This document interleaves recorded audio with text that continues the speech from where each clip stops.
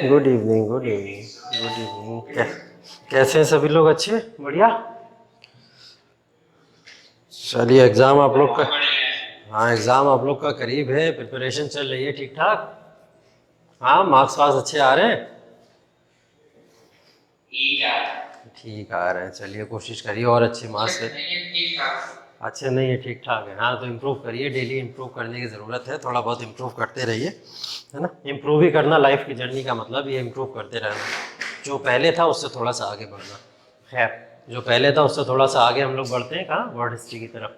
क्या बात कर रहे थे हम लोग ने इंडस्ट्रियल रिवॉल्यूशन पढ़ लिया था, और हम लोग ने साथ ही साथ में नेशनलिज्म इन यूरोप देख लिया था। उसके अंदर हमने unification of Germany and unification of Italy, unification of Germany Italy देख लिया था। ब्रिटेन के बारे में मैंने आपको थोड़ा बहुत आइडिया दे दिया था कि ब्रिटेन जो था एक छोटा सा क्या है, एक आइलैंड टाइप का है, ठीक है। और वो आइलैंड किस तरीके से क्या हुआ, एक पूरी तरीके से United kingdom of great Britain बना, वो एक आइडिया थोड़ा सा बस हमको पता होना ज़रूरी था। तो United kingdom of great Britain के पीछे, क्योंकि वो आगे चल के आपका वर्ल्ड वॉर 1 के अंदर भी है, तो ब्रिटेन जो है पूरी तरीके से कंबाइंड पावर होके किस तरीके से लड़ा था, ये चीज़ हम लोग देखेंगे अभी कब, वर्ल्ड वॉर 1 में। Yes yes yes yes.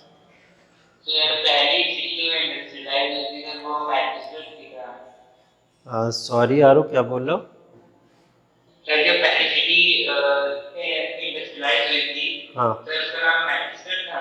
हाँ, पहली इंडस्ट्रियलाइज सिटी का नाम मैनचेस्टर था, ठीक है, सही। और सर पहली इंडस्ट्रियलाइज कंट्री का नाम भी इंग्लैंड होगा।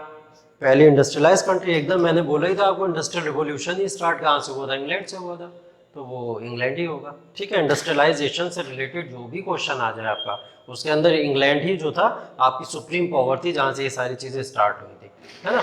पॉलिटिकल स्टंट पे ब्रिटेन अपने आप को थोड़ा सा अलग रखता था, कि मतलब ऐसी पॉलिटिकल चीज़ों में इन्वॉल्व नहीं होना। तो वो इन्वॉल्व होता था कहीं ना कहीं सुप्रीम बनने के लिए, और वो सुप्रीम इन्हीं चीज़ों से बनता था, जैसे इंडस्ट्रीज़ की ग्रोथ को लेके, मैन्युफैक्चरिंग को लेके, जहाँ पूरी पूरी वर्ल्ड के अंदर उसने रूल किया है, उन सारी चीज़ों में भी वो इंडस्ट्रियलाइजेशन को ही डेवलप करने की कोशिश करता था। तो बस उसका मेन जो फोकस था इकोनॉमिक पॉइंट ऑफ व्यू को स्ट्रॉन्ग करने का था, है ना। अब जहाँ मौका मिलता था वहाँ रूल करना भी शुरू कर देता था वो, ये चीज़ होती थी। खैर, चलिए आते हैं अपने टॉपिक के ऊपर। टॉपिक है हम लोग का आज का फर्स्ट वर्ल्ड वॉर, ठीक है। फर्स्ट वर्ल्ड वॉर की कोई डेट बताएगा, कब हुआ था फर्स्ट वर्ल्ड वॉर? 1914 टू कब तक चला है? 1918। और कभी कभी 1918 को हम लोग 1919 भी इसलिए पढ़ लेते हैं क्योंकि क्या हुआ था, यहाँ पे बहुत सारी ट्रीटीज हुई थी, ठीक है। वॉर तो यहीं पे खत्म हो गया, लेकिन कई सारी ट्रीटीज होने की वजह से क्या हुआ, ये 1990 तक इस वॉर को फाइनल पूरी तरीके से जो पैकअप हुआ था इसका, 1919 के अंदर इसका पैकअप हुआ था। क्योंकि ट्रीटी ऑफ वर्साइल्स वगैरह आप पढ़ोगे, जिनके थ्रू ये सारे वॉर्स खत्म हुए, तो वो 1990 तक गया था। खैर, 1914 में कोई डेट बताएगा कि फर्स्ट वर्ल्ड वॉर की डेट क्या थी 1914 में जब ये स्टार्ट हुआ था? वो बिगनिंग डेट क्या थी?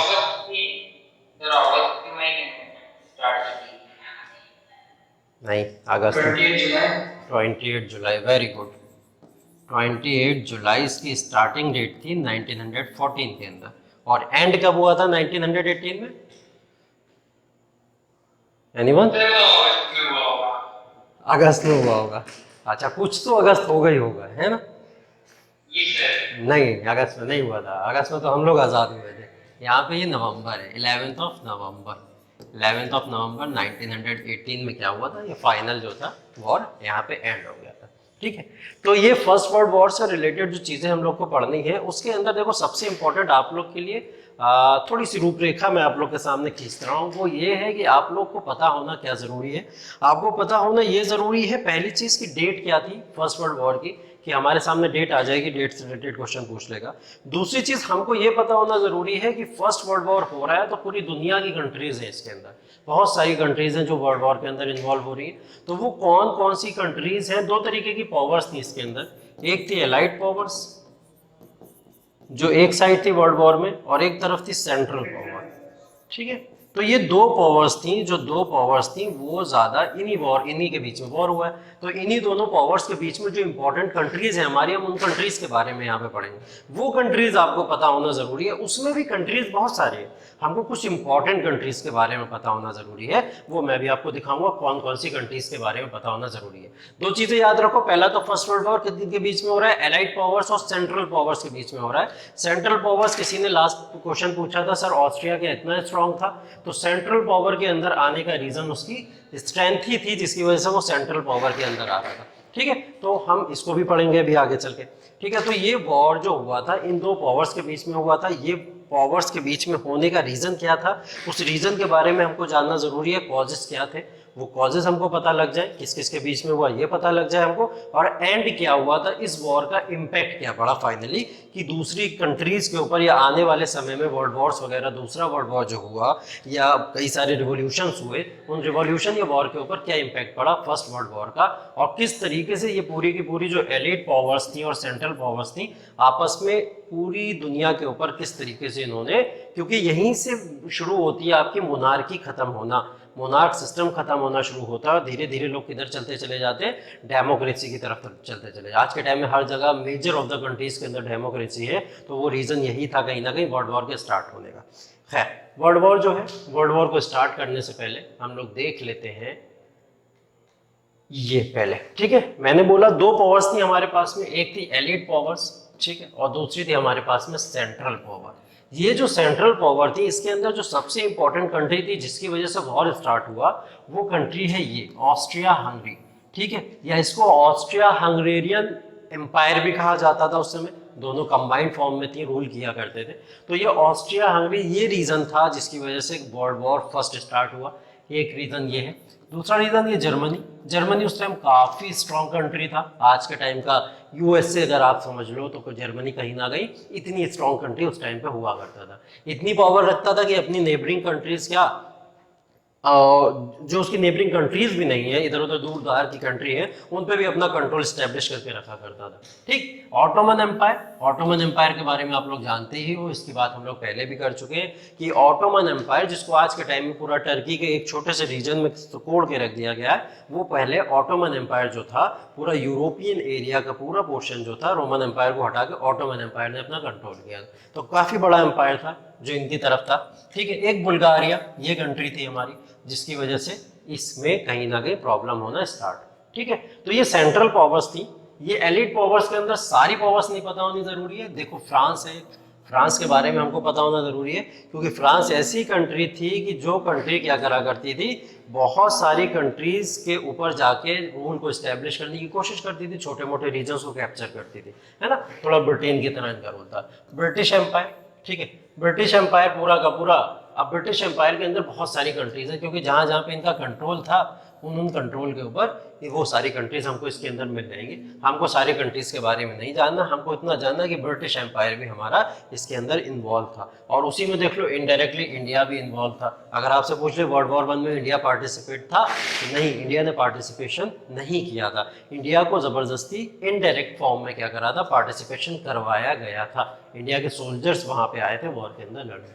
ठीक है, उसके बाद में रशिया हमको पता होना जरूरी है। रशिया हमारी एक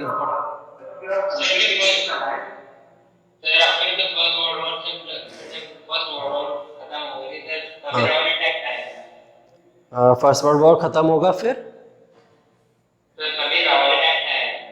तभी रॉलेट एक्ट आया था। अच्छा, रॉलेट एक्ट जब वॉर खत्म हो गया था, हाँ, याद करने के लिए ठीक है, याद करने के लिए ठीक है, तभी रॉलेट एक्ट भी आया था 1919। Yes yes yes yes yes, ये दोनों अलायंस थी आपस में, दोनों की कंट्रीज जो थी आपस में अलायंस, इवन रूल जो किया करती थी ये आपस में मर्ज होकर रूल किया करते थे। ऑस्ट्रिया पहले सिंगल था, ऑस्ट्रिया ने क्या करा, हंगरी को अपने साथ में मिला लिया और बोला कि कंबाइंड होकर रूल करेंगे। दोनों की आइडियोलॉजी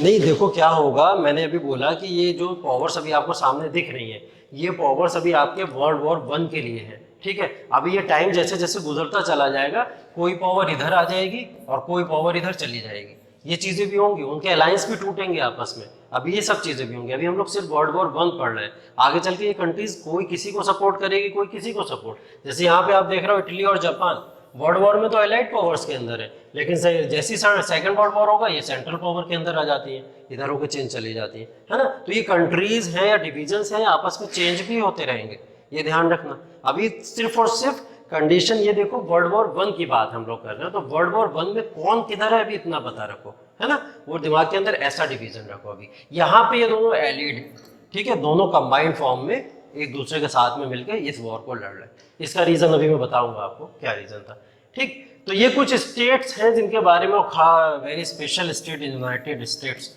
ठीक है, यूएसए की बात हो रही है यहाँ पे, ये तो पता होना जरूरी ही है। तो ये एलिड पावर्स थी जिन्होंने एक कॉम्बिनेशन बनाया आपस में, किन कंट्रीज को हराने के लिए, इन कंट्रीज को हराने के लिए, क्योंकि ये बहुत पावरफुल कंट्रीज थी और ये कंट्रीज कहीं ना कहीं अपने यहाँ से अगर ये रूल करने पे चली जाती हैं तो ये फिर पूरे वर्ल्ड के ऊपर रूल कर सकती थी, इसलिए इनको हराने की कोशिश की गई, ठीक है। तो ये चीज़ थी, कहीं ना कहीं कंट्रीज को आप लोग याद रखना, जो नाम मैंने आपको टिक किए हैं इसके अंदर वो सारे नाम बस आप लोग को पता होने ज़रूरी है, बस इतना काफ़ी है आपके लिए, ठीक है। इसके आगे अगर हम लोग चलेंगे तो देखो आपके सामने एक मैप आ रहा है, इस मैप के अंदर देख लो लोकेशन एक बार आप लोग को पता लग जाएगी। देखो ब्रिटिश एम्पायर जो था, अगर हम लोग करने जा रहे हैं वर्ल्ड वॉर की बात, तो ब्रिटिश एम्पायर कहाँ कहाँ पे था। ब्रिटिश एम्पायर देखो यहाँ ऑस्ट्रिया के अंदर भी था, इंडिया में तो ऑब्वियसली था ही था, अफ्रीका के रीजन में भी था ये, और खुद ब्रिटेन इतना बड़ा है, सिर्फ और सिर्फ कितना है, इतना बड़ा, लेकिन रोल देखो कितने बड़े बड़े क्वेश्चन के ऊपर ये कर रहा है। तो ये ग्रेट ब्रिटेन जो था आपका इस फॉर्म में था, ठीक है। इसी तरीके से फ्रेंच एम्पायर जो था, फ्रेंच एम्पायर की भी एक बार लोकेशन देख लो कौन कौन सी थी, जैसे अफ्रीका के अंदर हो गया, और इधर आप चले आओ ये जो सदर्न एशिया है, तो सदर्न एशिया के अंदर भी ये रूल किया करते थे। Russian empire, Russian empire obvious सी बात है, ये पूरा का पूरा एम्पायर जो था ये रशियन एम्पायर था, और रशिया यहाँ से आगे अपने आप को जितना भी कोशिश करता था और बढ़ाने की, पहले तो इसने अपने आप को पहले ही बहुत बड़ा करके रखा था, बढ़ाने की कोशिश करता था, तो कई सारी यूरोपियन कंट्रीज और सबसे बड़ा रोड़ा इनके बीच में ऑटोमन एम्पायर था, ठीक है, इसलिए इन्होंने भी वर्ल्ड वॉर में इंटरेस्ट ले लिया, ठीक। अब ये ट्रिपल अलायंस हुआ था, ठीक है, ये क्वेश्चन आपसे पूछता है, मैं इसलिए बता रहा हूँ आपको, ट्रिपल एंटेंट और ट्रिपल अलायंस में कौन कौन सी कंट्रीज आती हैं। तो ट्रिपल एंटेंट में ब्रिटिश एम्पायर, फ्रेंच एम्पायर और रशियन एम्पायर, ये 3 बड़े एम्पायर थे, तो ट्रिपल एंटेंट के अंदर आते हैं। और ये ट्रिपल अलायंस जो था इसके अंदर जर्मन एम्पायर, इटालियन एम्पायर और ऑस्ट्रिया हंगरियन एम्पायर, ठीक है, ये भी आते हैं। अब ये देख के चौंकना मत, इटालियन एम्पायर यहाँ पे कहाँ से आ गया, मैंने बोला शिफ्ट होंगी कंट्रीज अभी आपस में, थोड़े टाइम बाद ये शिफ्टिंग भी होना शुरू होती, ठीक है। तो इस मैप से थोड़ा सा हम लोग ये चीज़ समझ लिए। इसके बाद में देखो क्या हुआ, प्रॉब्लम वर्ल्ड वॉर के अंदर क्या हुई थी, वर्ल्ड वॉर जो स्टार्ट हुआ था आपका, yes yes yes yes, triple alliance में कौन-कौन है? क्या चीज ट्रिपल अलायंस, ट्रिपल अलायंस देखो जर्मन है, इटालियन एम्पायर है और ऑस्ट्रो हंगेरियन एम्पायर है, ठीक है, यस।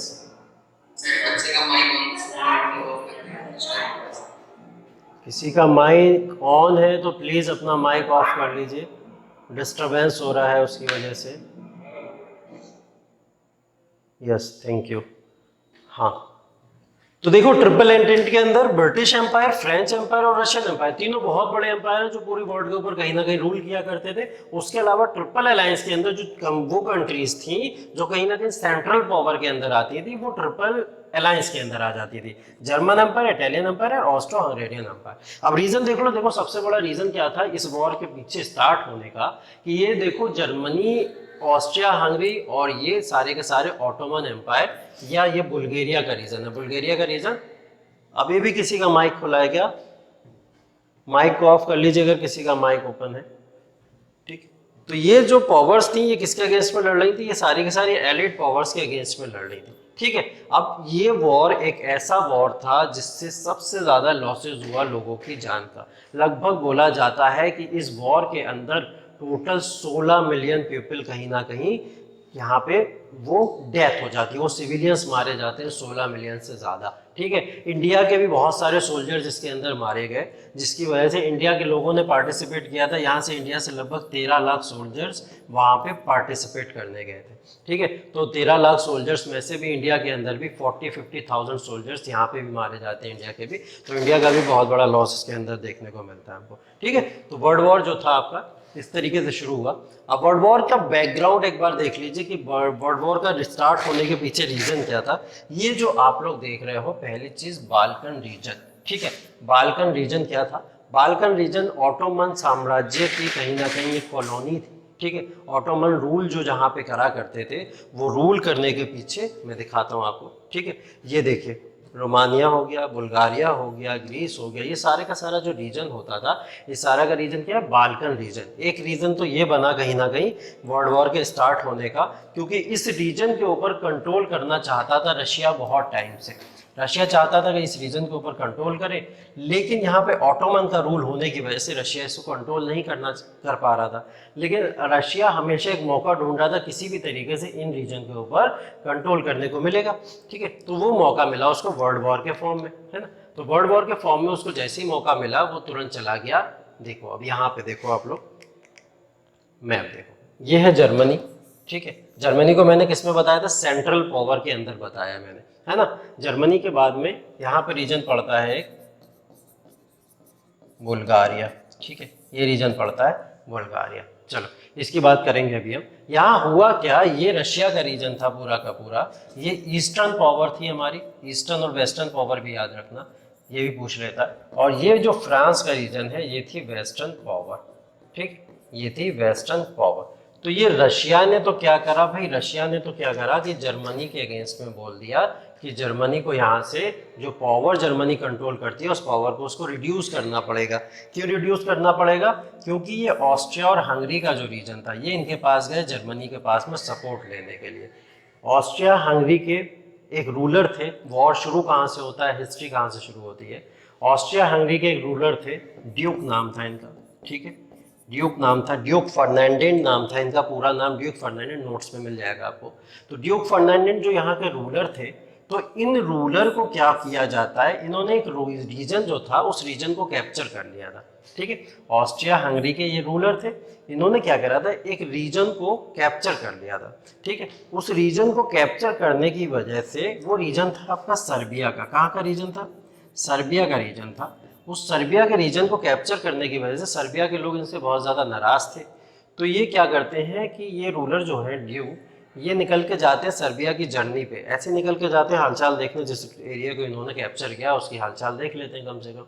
लोग इनसे मना करते हैं कि आप ना जाइए, लोग वहाँ पे नाराज़ हैं आपसे कि आपने उनको कैप्चर किया, लेकिन ये चले जाते हैं। इनके जाने के बाद में ये और इनकी वाइफ के ऊपर बॉम्ब से अटैक हो जाता है वहाँ पे, लेकिन ये जैसे तैसे वहाँ से तो बच के निकल जाते हैं, लेकिन थोड़ा सा ही आगे बढ़ने की वजह से क्या होता है, वहाँ का एक सिविलियन इनको मार देते हैं, ठीक है। वहाँ पे मारने के बाद में जैसे ही किसी एरिया का, सोचो ऑस्ट्रिया हंगरी का अगर कोई रूलर है, रूलर मतलब ये रूलर डिक्लेयर हो चुके थे, रूलर बनने वाले थे, बस इन्होंने क्या करा था, अभी ओथ सेरेमनी वगैरह नहीं हुई थी, लेकिन रूलर डिक्लेयर हो चुके थे, ठीक है। अगर आपसे पूछे क्या वो वहाँ के रूलर थे, तो रूलर डिक्लेयर हो चुके थे, ओथ सेरेमनी वगैरह नहीं हुई थी उनकी, लेकिन रूलर तो यही बनेंगे।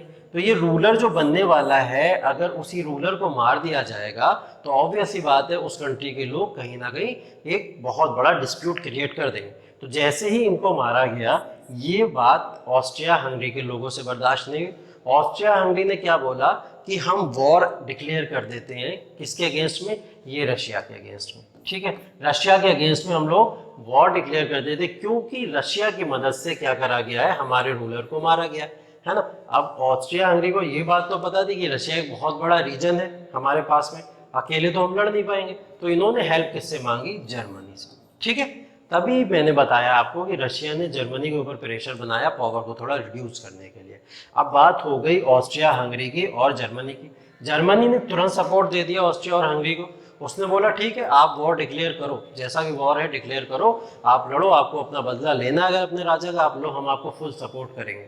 तो इस सपोर्ट देने की वजह से ऑस्ट्रिया हंगरी किसके अगेंस्ट में आ गए, रशिया के अगेंस्ट में। अब इन दोनों का अलायंस आपस में बन चुका है, सेंट्रल पावर है, इन दोनों का आपस में अलायंस बन चुका है, किसके अगेंस्ट में, देखिए रशिया के अगेंस्ट में। अब रशिया का मतलब अब यहाँ पर सर्बिया भी ऐड हो जाएगा, ठीक है। कौन ऐड हो जाएगा यहाँ पे, सर्बिया भी ऐड हो जाएगा, क्योंकि सर्बिया में जाने की वजह से ये प्रॉब्लम क्रिएट हुई थी, ठीक। अब जैसे ही रशिया के ऊपर इन्होंने अटैक करने का सोचा, तो जर्मनी ने ये चीज सोची कि ईस्टर्न पावर तो हमारे अगेंस्ट में है, अगर हम इसके ऊपर अटैक करते हैं, कहीं ये ना हो कि ये वेस्टर्न पावर हमारे ऊपर अटैक करके हमको वीक करने की कोशिश कर दे। तो इन्होंने क्या करा, इन्होंने बोला पहले तो ये फ्रांस है, इस फ्रांस को किसी तरीके से कंट्रोल करा जाए, ठीक है। तो इन्होंने बोला वेस्टर्न पावर जो है उसको अगर हम थोड़ा बहुत कंट्रोल कर लेते हैं, यस। सो राजू स्कूल की टेक्स्ट बुक में एक चीज देखी थी, हाँ बताइए। सर कि जब न्यू फर्डिनेंड का असैसिनेशन एनेक्शन हुआ था, यस यस तो ऑस्ट्रिया हंगरी ने कोई 11 डिमांड रखी थी सर्बिया के सामने। हाँ ठीक और है। सिर्फ ये मानने के लिए, और जब नहीं माने थे तब वो उन्होंने डिक्लेयर किया था वॉर। तो सर वो डिमांड क्या थी? हाँ देखिए क्या हुआ था, जब देखिए ये सर्बिया के सामने जो डिमांड रखी गई थी, ये देखो पहले जब जैसे इनको मारा गया, ड्यूक फर्नांडिस को मारा गया, उस समय में तुरंत वॉर डिक्लेयर नहीं हुआ था। वॉर डिक्लेयर होने से पहले क्या हुआ था, एक पीस एग्रीमेंट की बात चल रही थी कि चलो एक पीस एग्रीमेंट कर लेते। तो जो आपने बोला कुछ डिमांड्स रखी गई थी, उन डिमांड्स के अंदर यही डिमांड थी कि ऑस्ट्रिया हंगरी पहली बात तो जो सर्बिया का रीजन है इसको पूरा कंट्रोल करेगी और कोई इसके अंदर कोई डिस्प्यूट किसी तरह क्रिएट नहीं करेगा, क्योंकि रशिया नहीं चाह रहा था सर्बिया किसी तरीके से कंट्रोल में आए।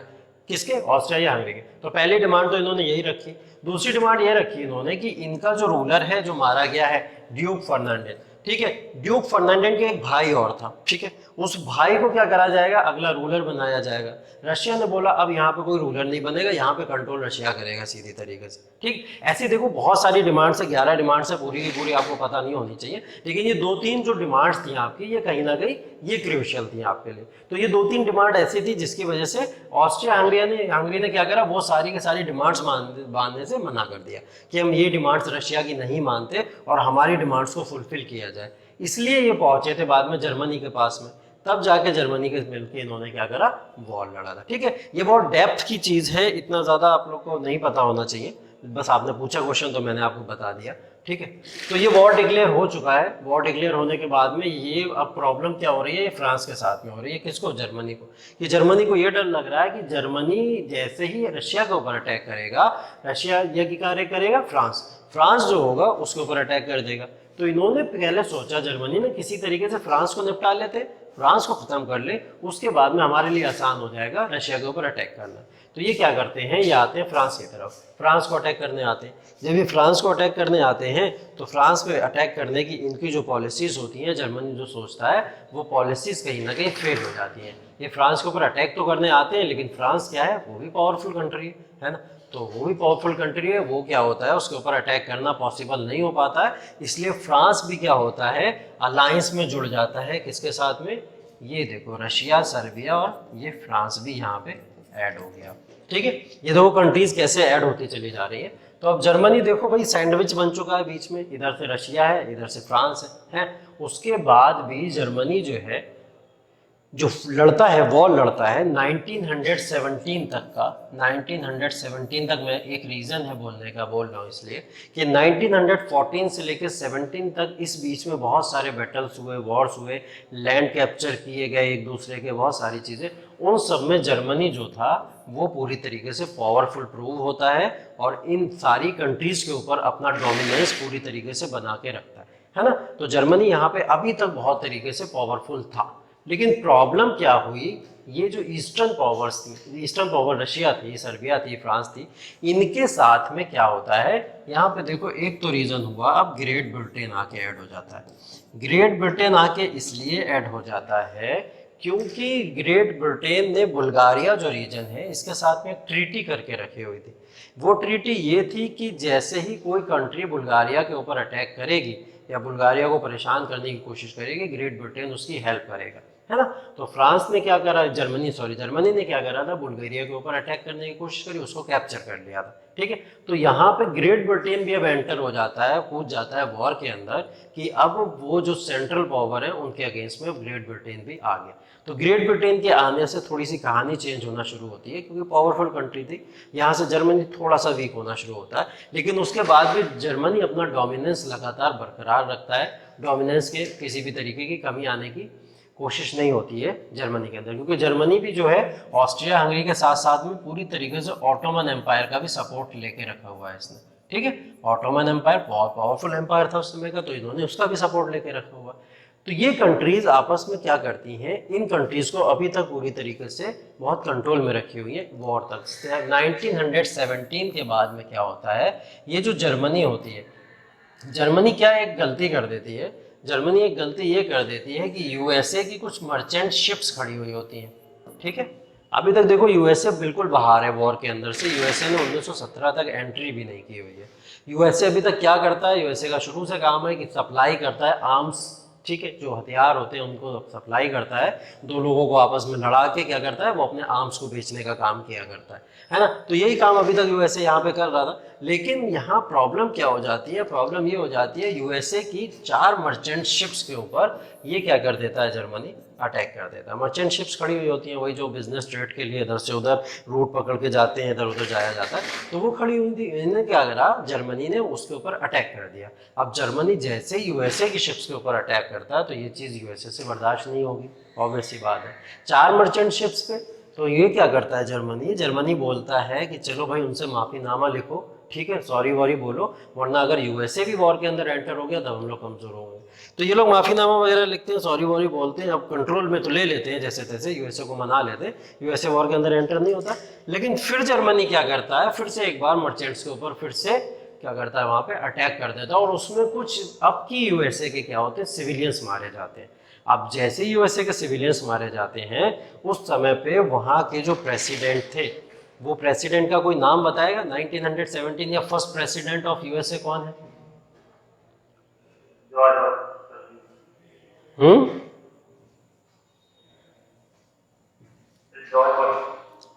George Washington.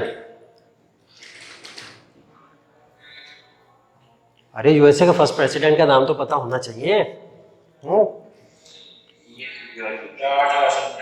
जॉर्ज वॉशिंगटन, एकदम जॉर्ज वॉशिंगटन जो थे, उन्होंने क्या करा, सीनेट के अंदर, सीनेट या कांग्रेस वहाँ पे पार्लियामेंट चला करती थी, उसके अंदर एक बिल पास कराया, और उस बिल के पास कराने के लिए उन्होंने बोला कि अब वो एलीट पावर्स के साथ में मिलके किसके अगेंस्ट में लड़ेंगे, जो सेंट्रल पावर्स है, इनको हटाना बहुत ज़्यादा ज़रूरी है। तो वो क्या करते हैं, यहाँ से डिक्लेयर कर देते हैं 1917 से कि यूएसए जो है अब वॉर के अंदर एंट्रेंस लेगा। अब यूएसए यहाँ से जैसे ही एंट्रेंस लेता है तो Russia, Serbia, France, great Britain और यूएसए, ठीक है, ये सारी की सारी पावर एक तरफ आ जाती हैं, ठीक है, जैसा कि हम लोग ने यहाँ पे देखा था, ठीक। ये सारी की सारी पावर्स एक तरफ आ जाती हैं और सेंट्रल पावर वहाँ पे रह जाती है, ठीक है।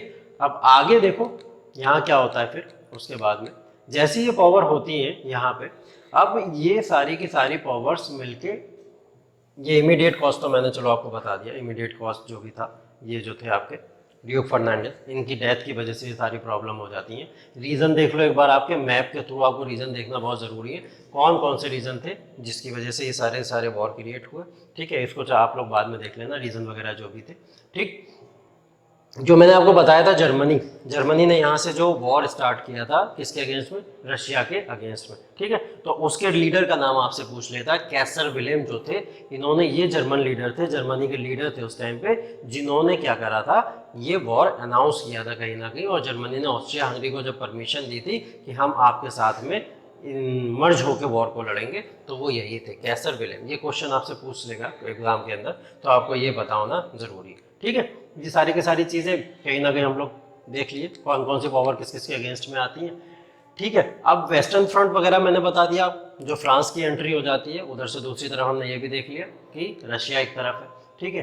बैटल्स एंड ट्रेंचेस, ये चीज़ बस आप लोग देख लो थोड़ा सा, कि ये जो बैटल्स के नाम इस वाली स्लाइड के अंदर जो आपके आएंगे, जैसे फर्स्ट बैटल ऑफ मैन, ठीक है, इसकी डेट आप लोग को पता होनी चाहिए, सितंबर 6 से 9 1914, क्योंकि ये वो वॉर्स हैं जो बीच बीच में हुए, कब, जो वर्ल्ड वॉर के बीच में होते चले गए, ठीक है। उन वर्ल्ड वॉर के बीच में जो ये वॉर्स हुए हैं, इन वॉर्स की स्लाइड मैंने आपके लिए एक पूरी बना के रख दी है, इन वॉर्स की बस एक बार डेट देख लेना, और कौन कौन से वॉर कब कब हुए हैं, ठीक है, वो चीज़ देख लेना, क्योंकि इसकी वजह से ही जर्मनी जो था वीक होता चला गया था। यस, अच्छा, गवर्नर जनरल का वीडियो, गवर्नर जनरल का वीडियो तो अपलोड हो चुका है मेरे ख्याल से यूट्यूब पे, अगर आप लोग देखें तो हाँ, वो अपलोड हो गया। पीडीएफ, हाँ पीडीएफ जो है, पीडीएफ अभी फाइनल वाली आपको शायद नहीं मिली है ना, तो वो वाली पीडीएफ चलिए मैं अभी भेज देता हूँ, क्लास के बाद ही आप लोग को भेज दूंगा। बस वो लास्ट वाली रह गई है ना, मॉडर्न हिस्ट्री की एक पीडीएफ रह गई है आपकी क्लास की, या और कुछ भी है?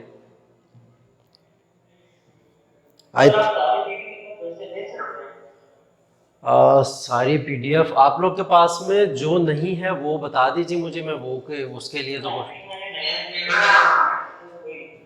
पर हमारे यहाँ भी कोई PDF अच्छा, ग्रुप में जो NTSC वाला ग्रुप है उसके अंदर तो सारी PDF आ जाती है ना मेरे ख्याल से, क्लास के बाद में जैसे अपलोड होता है। हमारे यहाँ नहीं आती, वीडियो आता है। हाँ सर, वीडियो आती है, PDF नहीं आती। वीडियोज आती है, PDF नहीं आती है। अच्छा, आप लोग का ग्रुप कौन सा है? ये NTSC वाला ही तो है, NTSC 2021 शायद आगे लग। ये मैं व्हाट्सएप की बात कर रहा हूँ, व्हाट्सएप की बात कर रहा हूँ, जो व्हाट्सएप का ग्रुप है आपका उसके अच्छा, तो एक काम करिएगा, एक काम करिएगा, मैं तो हिस्ट्री की मेरी जितनी भी PDF हैं, जितनी भी हैं, वो सारी की सारी मैं चलिए फिर से एक बार इसी ग्रुप पे भेज देता हूँ आपको, ठीक है? हिस्ट्री से रिलेटेड जितनी भी हैं, बाकी आप लोग क्या करिएगा, जो भी आप लोग के पास में नहीं है PDF, उनको एक बार नोट करके, और वो कोई भी बंदा एक कॉल करके या मैसेज करके एक बार ऑफिस में बता दीजिएगा, जिससे आपकी सारी PDF एक बार में अपलोड कर दी जाए, ठीक है? हाँ, कौन एक एक करके बोलो। टेलीग्राम पे भी भेज सकते हैं आप? टेलीग्राम पे, ठीक है। टेलीग्राम का ग्रुप तो नहीं पता है मुझे ना, उसमें मैं ज्वाइन हूँ। हाँ ठीक है, चलिए चलिए, अगर पहले तो मैं इस पे भेज देता हूँ आपको, जिस जिसके पास नहीं है उसको मिल जाए। बाकी जो टेलीग्राम का ग्रुप है उस पर भी कोशिश करके एक आध दिन में उसके अंदर भी कर देंगे, ठीक है?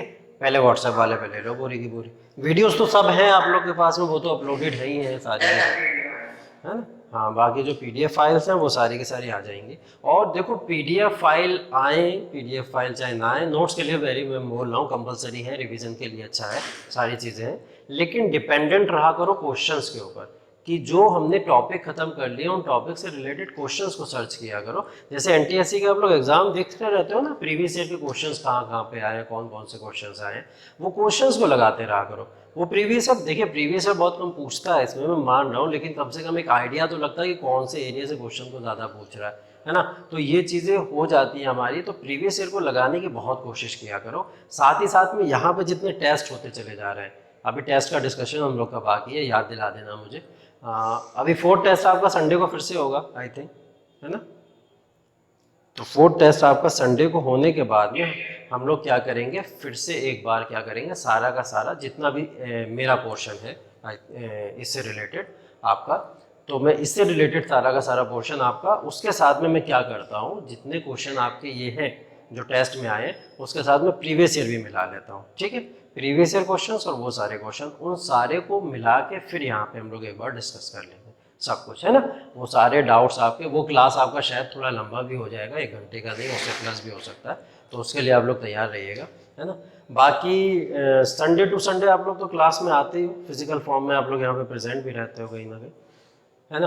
तो जब आप लोग यहाँ पे आते हो तो आते समय जो प्रॉब्लम्स हुआ करें अपनी, जैसे कभी PDF नहीं मिल पा रही है आप लोग को, ये प्रॉब्लम हो रही है, तो एक बार ऑफिस में बोल जाया करो, जिससे याद रहा करें ये सारी की सारी चीज़ें।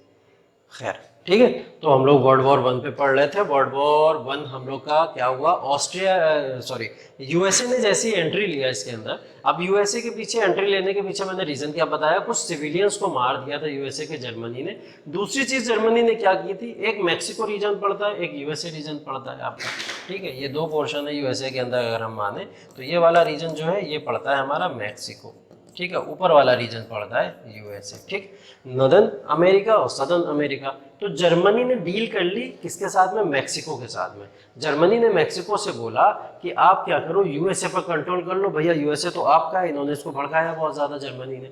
तो जर्मनी ने मैक्सिको को बोला कि आप कंट्रोल कर लो USA के ऊपर जाके, और USA के ऊपर जैसे ही कंट्रोल कर लो हम आपको पूरा सपोर्ट देते हैं इसके अंदर। ये चीज़ इन लोग के बीच में कहीं ना कहीं बहुत चोरी छुपे चल रही थी, है ना? तो मैक्सिको से ये कंट्रोल करवाने को बोल रहे थे USA को। अब ये बात USA को पता लग जाती है कि जर्मनी कहीं ना कहीं कॉन्स्पिरेसी कर रहा है मैक्सिको को उसके अंदर लेके, कि मैक्सिको हमारे ऊपर अटैक करे और जर्मनी उसको हेल्प करेगा।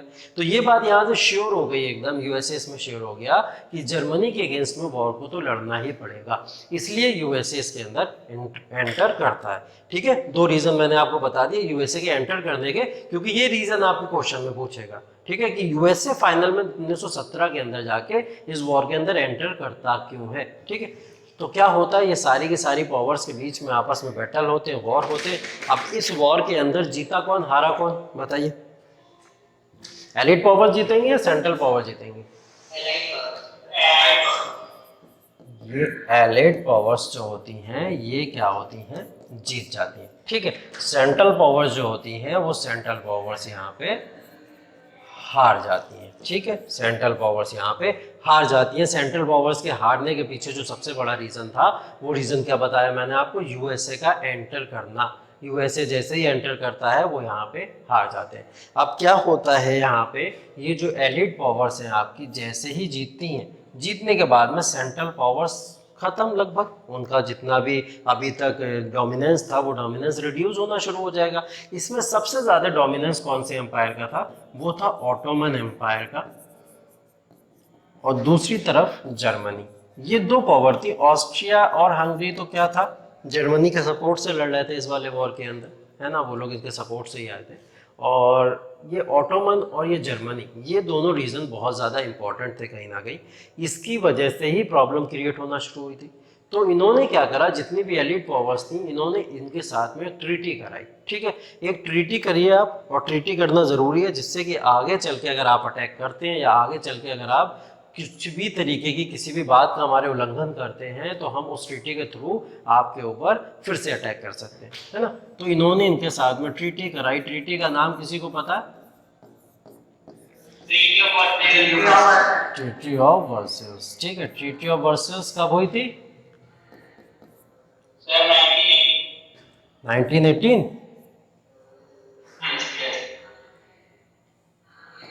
1918 और 1919 बताइए, 18 में हुई या 19 में हुई? वॉर कब खत्म हुआ था, 11 नवंबर 1918 को तो वॉर खत्म हो रहा है ना, तो फिर ये 18 कैसे हो सकता है, ये तो 1919 होगा ना। तो ट्रीटी ऑफ वर्साइल जो साइन हुई है वो 1919 में साइन हुई है, और इसकी डेट भी याद रखिएगा 28 जून, यस जून, 28 जून 1919 को ट्रीटी ऑफ वर्साइल साइन होती है। ठीक है, यही रीज़न था जिसकी वजह से इंडिया के अंदर खिलाफत मूवमेंट चल रहा था।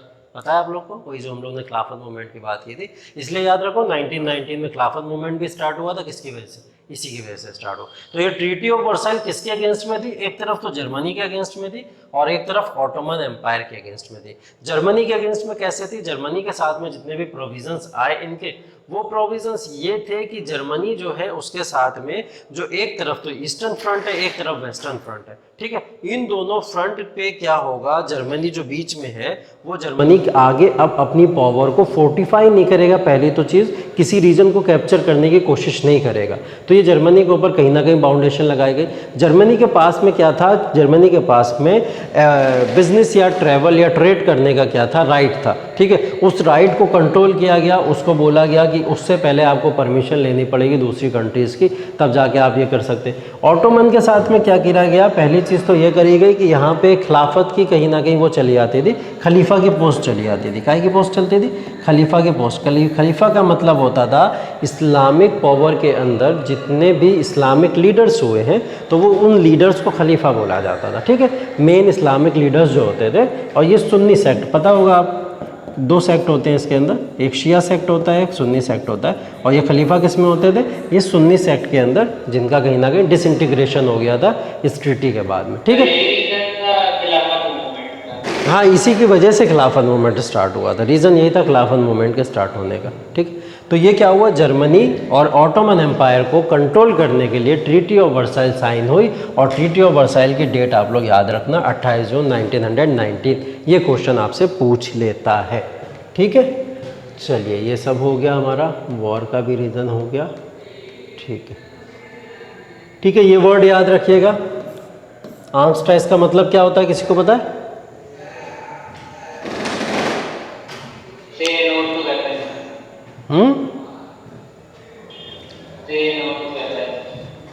हाँ, एक तरीके से ये ट्रीटी जो थी, इसको आर्मस्ट्राइस को बोलते हैं ट्रीटी, ट्रीटी अगेंस्ट आर्म्स बोला जाता है इसको। आर्म्स वगैरह या जो भी आप हथियार यूज़ करोगे उसके अगेंस्ट में ये ट्रीटी थी। ऐसे आर्म्स या हथियार अब आगे चल के आप लोग यूज़ नहीं कर सकते, इसलिए इसको कहीं ना कहीं ये ट्रीटी बोला जाता है। ठीक है, ये देखो यहाँ पे लिखा हुआ भी है कि ऐसी ट्रीटी जर्मनी को करा गया कि आप क्या करोगे, फोर्स करा गया एक तरीके से कि ऐसी ट्रीटी साइन करोगे, और जैसे ही उसने ये ट्रीटी साइन करी वैसे ही जो था आपका वर्ल्ड वॉर फर्स्ट जो था वो यहाँ पर ख़त्म हो गया। रिज़ल्ट यहाँ पे आप लोग देख ही सकते हो क्या क्या रिज़ल्ट थे और कौन कौन से टेरिटोरियल चेंजेस इसके अंदर आए। उसके अंदर इतना डीप जाने की ज़रूरत नहीं है। इसके अंदर मैं आपको एक चीज़ बताता चलता हूँ, जैसे ही 1918 का वॉर ख़त्म होता है, ये फर्स्ट वर्ल्ड वॉर जैसे ही ख़त्म होता है, क्या होता है, एक तरफ है आपका ब्रिटिश सोल्जर, ठीक, ये कोई ब्रिटिश सोल्जर है यहाँ पे, ठीक, और यहाँ पे एक जर्मन सोल्जर है, ठीक है। वॉर चल रहा है, वॉर के बीच में आपस में क्या होता है, इस ब्रिटिश सोल्जर के हाथ में गन है, ये गन लेके क्या करता है, इस जर्मन सोल्जर के ऊपर क्या करता है, ऐसे करके तान देता है कि इस जर्मन सोल्जर को ख़त्म कर देना, क्योंकि वॉर के अंदर कंट्रोल पूरा ही नहीं लोग का चल रहा था। अब जो वॉर के अंदर एक दूसरे के सामने आता है उसको तो मार दिया जाता है। लेकिन ये ब्रिटिश सोल्जर जो था क्या करता है, थोड़ा एथिकल पॉइंट ऑफ व्यू को सोचता हुआ, थोड़ी सी अपनी नैतिकता दिखाता हुआ क्या करता है, इस सोल्जर को जाने देता है, जर्मन सोल्जर को क्या करता है, ज़िंदा छोड़ देता है कि जाओ चलो कोई बात नहीं, हम आपको छोड़ते हैं। ये जर्मनी की तरफ से लड़ा। इस सोल्जर को छोड़ने का रीज़न बन जाता है सेकेंड वर्ल्ड वॉर। अभी आगे जब हम लोग सेकेंड वर्ल्ड वॉर पढ़ेंगे तो सेकेंड वर्ल्ड वॉर का सबसे बड़ा रीज़न क्या था, सेकेंड वर्ल्ड वॉर का सबसे बड़ा रीज़न था एडोल्फ हिटलर, ठीक है। हिटलर को हम लोग जो जानते हैं, एडोल्फ हिटलर जर्मनी का जो शासक था, तो ये सोल्जर कोई और नहीं था, कौन था वो, एडोल्फ हिटलर था। अगर यहाँ पे एडोल्फ हिटलर को ख़त्म कर दिया जाता तो कभी भी सेकेंड वर्ल्ड वॉर होता ही नहीं। लेकिन यहाँ से जैसे इसको छोड़ा गया, यहीं से इसने तैयारी करना शुरू कर दी थी सेकेंड वर्ल्ड वॉर के लिए। एक नॉर्मल सोल्जर था पहले जर्मन आर्मी के अंदर, धीरे धीरे इसने क्या करा था, कंट्रोल अपने हाथ में लेना स्टार्ट कर दिया था। तो ये आपका पूरा फर्स्ट वर्ल्ड वॉर था। इससे रिलेटेड आपके क्वेश्चंस जो बन सकते हैं, मोस्ट एक्सपेक्टेड क्वेश्चन जो बन सकते हैं, वो सारे के सारे क्वेश्चंस हम लोग ने इन स्लाइड्स के अंदर डिस्कस किए। और मैंने आपको जो बताया है वो एक शॉर्ट स्टोरी के फॉर्म में बताया है और बीच बीच में फैक्ट डाल के, जिससे आप लोग को चीज़ें याद रहें, ठीक है। तो फर्स्ट वर्ल्ड वॉर से रिलेटेड आप ये चीज़ें याद रखिए। बाकी एक बार फिर से ये पूरी की पूरी ये PDF जो फाइल होगी आपके सामने आ जाएगी। इस PDF फाइल के अंदर भी जा जाके इन चीज़ों को एक बार रिवाइज़ कर लेना, रीड कर लेना कि कौन कौन से पॉइंट्स इसके अंदर लिखे हैं, ठीक है। तो ये आप लोग देख लेना एक बार। ट्रीटी ऑफ वर्साइल्स वगैरह हो चुका है हमारा, ठीक। अब बात करते हैं थोड़ी सी हम लोग रशियन रिवॉल्यूशन की। रशियन रिवॉल्यूशन की बात अभी हम लोग इसलिए कर रहे हैं क्योंकि ये वर्ल्ड वॉर के समय का ही है रिवॉल्यूशन, जो हम लोग यहाँ पे निपटाते हुए चलेंगे, है ना। उसके बाद में सेकेंड वर्ल्ड वॉर एकदम अलग टॉपिक हो जाता है, उसको देख लेंगे बाद में। तो ये जो रशियन रिवॉल्यूशन था, इस रशियन रिवॉल्यूशन के पीछे स्टार्ट होने के रीज़न क्या था, वो रीज़न ये था, देखो पहली तो चीज़ ये है कि ये रशियन रिवॉल्यूशन जो था, वो रशियन रिवॉल्यूशन जब यहाँ रशिया के अंदर जो लोग रूल करते थे वो थी सैरिस्ट डायनेस्टी। इसको सैरिस्ट डायनेस्टी बोलते हैं। ये सैरिस्ट डायनेस्टी यहाँ पे रूल किया करती थी, इनका रूल था यहाँ पे। अब मैंने आपको बोला जब भी कोई रिवॉल्यूशन होता है, फ्रेंच रिवॉल्यूशन भी हम लोग पढ़ चुके हैं, तो वहाँ की जनता इतना ज़्यादा परेशान हो चुकी होती है उस डायनेस्टी से या उस रूलर से कि वो उसको हटाने के लिए उसको रिवॉल्यूशन को करती है, ठीक है। तो ये रिवॉल्यूशन भी कहीं ना कहीं इसी डायनेस्टी का देन थी, जो कहीं ना कहीं लगातार एक्सप्लॉयटेशन वहाँ पे बढ़ाती चली जा रही थी। तो रशियन रिवॉल्यूशन भी उसके पीछे एक रीज़न था, ठीक। तो रशियन रिवॉल्यूशन का टाइम पीरियड क्या था, ये टाइम पीरियड आप लोग एक बार नज़र में डालिएगा। कौन सा टाइम पीरियड है, 1917 की बात चल रही है यहाँ पे। और 1917 का टाइम आप लोग को याद है कि वर्ल्ड वॉर भी उस समय में चल रहा है। तो ये 1917 में जो रशियन रिवॉल्यूशन स्टार्ट हुआ, उसके पीछे सबसे बड़ा रीज़न ये था कि लोग वहाँ पे ब्रेड बटर के लिए परेशान थे। लोगों को कहीं ना कहीं भूखा मरना पड़ रहा था, उनके पास एम्प्लॉयमेंट नहीं था, रोज़ी रोज़गार नहीं था। लेकिन रशिया ने वॉर डिक्लेयर करके रखा हुआ था, उनको तो वर्ल्ड वॉर के अंदर एंटर करना था। और रशिया चाहता अगर वर्ल्ड वॉर के अंदर एंटर नहीं करता तो अपने लोगों के ऊपर ध्यान दे सकता था। लेकिन रशियन रिवॉल्यूशन की वजह से क्या हुआ, वहाँ के जितने भी लोग थे, लोकल लोग हुआ करते थे, वो सारे के सारे इस रिवॉल्यूशन की वजह से ही परेशान थे। और वो लोग मना कर रहे थे लगातार कि रशिया को वापस आ जाना चाहिए। रिवॉल्यूशन जो वॉर चल रहा है, जो आपका फर्स्ट वर्ल्ड वॉर चल रहा है, बार बार लोग यही डिमांड कर रहे थे कि रशिया वहाँ से बैक स्टेप ले ले और रशिया वापस आ जाए। लेकिन रशिया के अंदर जो रूलर थे, वो रूलर वापस आने की कोशिश नहीं कर रहे थे। यहाँ से लोगों का लगातार एक्सप्लॉयटेशन होता चला जा रहा था, ठीक है। जो 20वीं सेंचुरी का था, ये सब मैंने आपको बता दिया कि रशिया रिवॉल्यूशन क्या थी, मतलब एक तरीके से एग्रेरियन सोसाइटी थी। एग्रेरियन सोसाइटी का मतलब ये होता है कि जो पूरी agriculture, yes yes yes yes yes,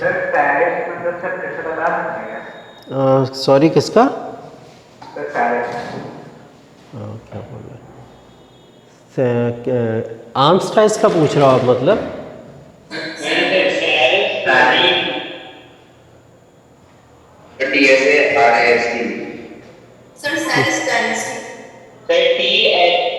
अरे डायनेस्टी की बात कर रहे हो, डायनेस्टी की बात कर रहे हो। हाँ हाँ, इसकी बात कर रहा हूँ ना। हाँ, सेरिस डायनेस्टी ये बोल रहा हूँ मैं। ये डायनेस्टी वहाँ पे रूल किया करती थी। इनके शासक का नाम क्या था? सार नाम था। जो प्रशासक था इनका, या जो रूलर था, उस रूलर का नाम सार था। तो उस रूलर के नाम पे इस डायनेस्टी का पूरा नाम पड़ा। आपको पता है ना, इंडिया के अंदर अगर रूलर के जो रूलर आते चले जाते तो उनके नाम पे डायनेस्टी का नाम पड़ता चला जाता था। इसी तरीके से इस समय भी क्या हुआ था, सारिस डायनेस्टी का नाम जो था वो ये सार रूलर था उसके नाम पे पड़ा था। ठीक है, इसका मतलब सिर्फ इतना ही है। मीनिंग इसका क्या बताऊँ मैं, बताओ? यही है इसका मीनिंग। ठीक, चलिए ठीक है। अब क्या हुआ, इनके ऊपर भाई पीजेंट्स थे, फार्मर थे, एग्रेरियन सोसाइटी थी पूरी तरीके से। फार्मर्स जो वहाँ पे फार्मिंग वगैरह करते थे उनके ऊपर लगातार टैक्स बढ़ते चले जा रहे थे। वही रीज़न था, राजा तो अपने मज़े में जीना चाह रहा था लेकिन जनता उससे परेशान रहती थी।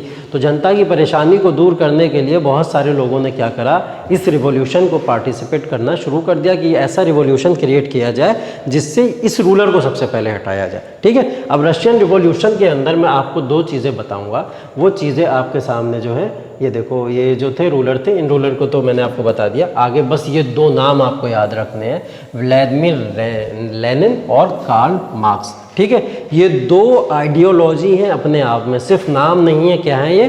दोनों आइडियोलॉजी हैं अपने आप में। कार्ल मार्क्स पूरी तरीके से जो कम्युनिज्म का कॉन्सेप्ट आया है, उस कम्युनिज्म के कॉन्सेप्ट को लाने वाले कौन थे? कार्ल मार्क्स थे। वो कम्युनिज्म का कॉन्सेप्ट, जिस कम्युनिज्म के कॉन्सेप्ट ने जो वर्कर्स यूनियन वर्क करती है, जो इंडस्ट्रीज़ में वर्कर्स काम करते हैं, उनके राइट्स को प्रोवाइड करने का काम किया था किन्होंने? कार्ल मार्क्स ने। ठीक है, इनको कहीं ना कहीं बोला जाता है कि ब्लड रिवॉल्यूशन को इन्होंने क्या करा, लोगों के बीच में लेके आए। इसलिए बोला जाता है क्योंकि इन्होंने बोला कि अगर इसके लिए आपको अपने अधिकार को या राइट को गेन करने के लिए अगर किसी तरीके का कोई वायलेंस भी करना पड़े तो आप उस वायलेंस के लिए भी तैयार रहिए, वो रिवॉल्यूशन करने के लिए तैयार रहिए। तो कम्युनिज्म की आइडियोलॉजी अगर आपने देखा होगा तो नॉर्थ कोरिया जैसी कंट्री, या बहुत टाइम से चाइना जैसी कंट्री, ठीक है, या रशिया भी इसको थोड़ा बहुत फॉलो करता है, ऐसी कंट्रीज़ ने क्या करा, इनको फॉलो करना शुरू किया। ठीक है, कार्ल मार्क्स एक आइडियोलॉजी बताया मैंने, सिर्फ पर्सन नहीं, एक आइडियोलॉजी है। तो इनकी कम्युनिज्म की जो आइडियोलॉजी थी, वो आइडियोलॉजी को आज तक कई जगह फॉलो किया जाता है। इवन भारत के अंदर भी इनको फॉलो किया जाता है। कम्युनिस्ट पार्टी ऑफ इंडिया, जो भारत के अंदर कम्युनिस्ट पार्टी है, ठीक है, कम्युनिस्ट पार्टी का कहीं ना कहीं यही वाला नज़रिया पूरी तरीके से रहता है। ठीक है, कन्हैया को तो सब लोग जानते होंगे, है ना। तो कन्हैया की आइडियोलॉजी भी इसी से कहीं ना कहीं इन्फ्लुएंस होती है। हाँ, कोई कुछ पूछ रहा था। सर, कम्युनिस्ट मैनिफेस्टो और किसने लिखा था?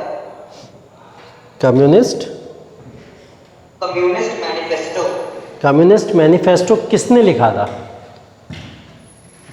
अच्छा देखो, कम्युनिज्म की आइडियोलॉजी लाने वाले कार्ल मार्क्स थे। कार्ल मार्क्स की आइडियोलॉजी को आगे बढ़ाने वाले लेनिन थे। ठीक है, लेनिन ने क्या करा था कि इस कम्युनिज्म की आइडियोलॉजी को एक और थोड़ा सा कह सकते हैं बढ़ा के थोड़ा सा और बड़ा रूप दे दिया था। वो कैसे दे दिया था? इन्होंने क्या करा, कम्युनिज्म होना चाहिए, इनका मतलब अगर आप दो किंग को समझो तो एक तरफ है मोनार्क, ठीक, मैं भी बता रहा आपको, वही क्वेश्चन है आपका, और एक तरफ है आपका डिक्टेटर। ठीक, एक तरफ है मोनार्क, एक तरफ है डिक्टेटर। मोनार्क आपके दो तरीके के हो सकते हैं। एक मोनार्क आपका वो हो सकता है जिसके पास में क्या होंगी, पूरी रियल पावर इसी के हाथ में होंगी, सारी की सारी पावर्स ये अपने हाथ में रखता है। और एक मोनार्क उस तरीके का हो सकता है आपका, जो मैंने आपको बताया था, जिसको हम लोग कॉन्स्टिट्यूशनल मोनार्क कहते हैं। ये कॉन्स्टिट्यूशनल मोनार्क होता है। ठीक, तो दो तरीके के मोनार्क होते हैं। लेकिन डिक्टेटर जो होता है, वो डिक्टेटर एक ही तरीके का होता है जो डिक्टेटरशिप करे। डिक्टेटरशिप का मतलब कि जहाँ इस सत्ता के अंदर रूल चल रहा है उसके सारे डिसीजन अपने हाथ में रखने की जो बात करता है। ठीक है, आज के टाइम में ऐसे बहुत से एग्जाम्पल हैं। तो लेनिन ने क्या करा, इसी आइडियोलॉजी को आगे बढ़ाया चेंज कितना कर दिया था, बस इसको एक डिक्टेटरशिप के अंदर कन्वर्ट करके, क्योंकि इन्होंने रशिया के अंदर जब रूल किया तो इन्होंने डिक्टेटरशिप बन के रूल किया था लेनिन ने। तो वो जो आइडियोलॉजी जिसकी आप बात कर रहे हो, उस आइडियोलॉजी को डेवलप करने वाला कौन था, लेनिन था। लेनिन के बाद में बहुत सारे लोगों ने क्या करा, इस फिलॉसफी को फॉलो किया। इवन गांधी जी ने भी कई हद तक इस सारी फिलॉसफी से, गांधी जी थोड़ा बहुत अलग रहते थे, लेकिन गांधी जी ने जब मजदूरों की या वर्कर्स की या यूनियंस की बात आती थी तो वहाँ पे थोड़ा बहुत सपोर्ट लिया करते थे लेनिन या कार्ल मार्क्स का भी। ठीक है, तो इन दोनों के बीच में आपको मेरे ख्याल से फ़र्क समझ आ गया होगा। ये रीज़न अभी आपको समझ आएगा आगे कि रशियन सोशल डेमोक्रेटिक पार्टी जब डेवलप हुई यहाँ पे 1898 के अंदर, तो इस डेमोक्रेटिक पार्टी का पूरा जो फिलॉसफी थी वो किसके बेसिस पे थी, इन्हीं लोगों के बेसिस पे, जैसे मार्क्स हो गए या लेनिन हो गए, इन लोगों के बेसिस पे। और ये लोग जो वर्कर्स के यूनियन थे, वर्कर्स के लिए काम करने की कोशिश किया करते थे। एक की आइडियोलॉजी वर्कर्स के लिए काम करने की क्या थी, पूरी तरीके से मोनार्क वाली थी, और एक की क्या थी, डिक्टेटर वाली थी। यस सर, ये गवर्नमेंट कब बनी थी? ये गवर्नमेंट कब बनी थी? पार्टी 1898 के अंदर, ठीक है, 1898 में ये पार्टी बनी थी। और ये पार्टी पहले देखो, ये सोशल डेमोक्रेटिक पार्टी है, रशियन सोशल डेमोक्रेटिक पार्टी। और ये इसके अंदर जो एडिशन हुआ है कार्ल मार्क्स की फ़िलॉसफी का या लेनिन की फ़िलॉसफी का, ये बाद में होना शुरू हुआ, ठीक है। इनकी फ़िलॉसफी के बेसिस पे हुई थी। 1917 की जब हम लोग बात करेंगे तब रशियन रिवॉल्यूशन की बात करें। पार्टी पहले ही फॉर्म हो चुकी है। इसी पार्टी का कहीं ना कहीं पूरी तरीके से उसके अंदर इन्वॉल्वमेंट है जो हम लोग रशियन रिवॉल्यूशन की बात कर रहे हैं, ठीक है। तो रशियन रिवॉल्यूशन के अंदर जैसे हम लोग ने बात की थी ना फ्रेंच रिवॉल्यूशन, तो जैकोबिन क्लब का कहीं ना कहीं रोल था उसके अंदर। इसी तरीके से जैसे इसकी बात कर रहे हैं हम लोग रशियन रिवॉल्यूशन की, तो ये RSDP का उसके अंदर रोल है, ठीक है। चलिए, उसके बाद में क्या हुआ, यही जो रिवॉल्यूशन चल रहा था, इस रिवॉल्यूशन के ही दौर में, इस दौरान क्या हुआ, 1904 से 05 के बीच में क्या हुआ, रशिया और जापान का वॉर हो जाता है। रशिया जापान का वॉर हो जाता है। रशिया जापान का वॉर होने का रीज़न जो होता है, ये रशियन रीजन है हमारा, और ये जापानीज एम्पायर था हमारा। ये जापान और रशिया जो थे हमेशा लड़ते रहते थे इस चीज़ को लेके, ये कोरिया का रीजन किसी तरीके से हाथ में आ जाए या ये मंचूरिया का रीजन किसी तरीके से हाथ में आ जाए। जापान भी चाहता था इसको कंट्रोल करना दोनों को, और रशिया भी इन दोनों को कंट्रोल करना चाहता था। तो इसको लेके वॉर आपस में इन लोग के शुरू हो गया। और उस वॉर को शुरू होते ही क्या हुआ, आपस में जैसे ही ये वॉर हुआ उसके बाद में लॉस ऑफ रिसोर्सेज होगा वॉर के अंदर। तो लॉस ऑफ रिसोर्सेज इतना ज़्यादा हुआ कि वहाँ के किंग ने क्या करा, इतना ज़्यादा रिसोर्सेज का लॉस किया कि जिसकी वजह से रशिया कहीं ना कहीं इन लॉसेस से उबर नहीं पाया। इसलिए वहाँ के लोगों ने, एक रीज़न ये बन गया कि वो रिवॉल्यूशन क्रिएट कर दिया, ठीक है। अब जैसे ही वॉर ख़त्म हुआ, वहाँ के जितने भी लोग वर्कर्स वगैरह थे उन्होंने क्या करा, वहाँ पे पूरी तरीके से स्ट्राइक करना शुरू कर दी, स्ट्राइक करी, प्रोटेस्ट किया, ये सारी चीज़ें की। अब ये जो रूलर था सार, ठीक है, इस सार रूलर ने क्या करा, जैसे ही ये स्ट्राइक शुरू करी वर्कर्स वगैरह ने, इसने बहुत सारे वर्कर्स को मार दिया, ठीक है। अभी तक ऐसा नहीं होता था कि किसी ने कोई प्रोटेस्ट कर रहा है तो उसको मार दिया जाए, सप्रेस ज़रूर किया जाता है रिवॉल्ट को, लेकिन मारा नहीं जाता था। अभी इसने क्या करा, डायरेक्ट लोगों को मारना शुरू कर दिया। अब जैसे ही लोग इसके अंदर मारे गए, लोग और भड़क गए, ऑब्वियस सी बात है जब मारे जाएंगे। तो वो 1 अक्टूबर मैनिफेस्टो लेके आया, और उस अक्टूबर मैनिफेस्टो याद रखना, पूछ लेता अक्टूबर मैनिफेस्टो किससे रिलेटेड है, तो वो रशियन रिवॉल्यूशन से रिलेटेड है, ठीक है। रशियन रिवॉल्यूशन का जो पूरा टाइम चल रहा है, वो टाइम चल रहा है आपका 1898 से 1917 तक, ठीक है, 1970 तक ये पूरा टाइम चल रहा है रिवॉल्यूशन का आपका, ठीक है। तो क्या होता है, इसके बाद में ये अक्टूबर मैनिफेस्टो लाते ही क्या करता है, एक पार्टी का एस्टेब्लिशमेंट कर देता है, जैसे पार्लियामेंट, ठीक है। पार्लियामेंट आपको याद होगी वहाँ की फ्रेंच रिवॉल्यूशन के अंदर भी जब हुआ था तो वहाँ पे भी एक पार्टी फॉर्म हो गई थी। इसी तरीके से यहाँ पे भी एक डूमा को इस्टेब्लिश कर दिया जाता है, और इसके अंदर बोला जाता है कि डूमा जो होगी एक पार्लियामेंट्री फॉर्म का काम करेगी, और जो ये है, ये जो सार है वो क्या करेंगे, कॉन्स्टिट्यूशनल मोनार्क का काम करेंगे। जो कॉन्स्टिट्यूशन आप बनाओगे हम उस कॉन्स्टिट्यूशन को मानेंगे, ठीक है। अब यहाँ पे प्राइम मिनिस्टर को भी चुन लिया गया, जैसे पार्लियामेंट को माना गया वहाँ पे प्राइम मिनिस्टर को भी चुन लिया गया। ये पीटर स्टॉल्पेन आपके जो है प्राइम मिनिस्टर उस टाइम पे चुने गए, ठीक। उसके बाद में क्या हुआ, ये वर्ल्ड वॉर के अंदर भी एक रीज़न मैंने आपको बताया। यस यस यस यस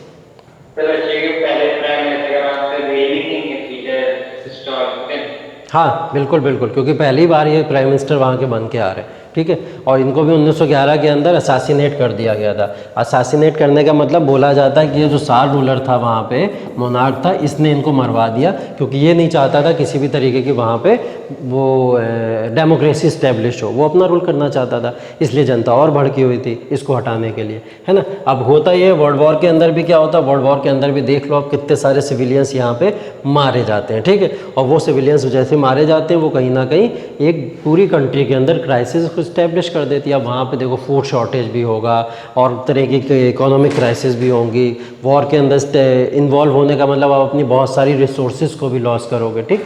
तो ये 1917 तक लगातार चीज़ें बढ़ती चली गई।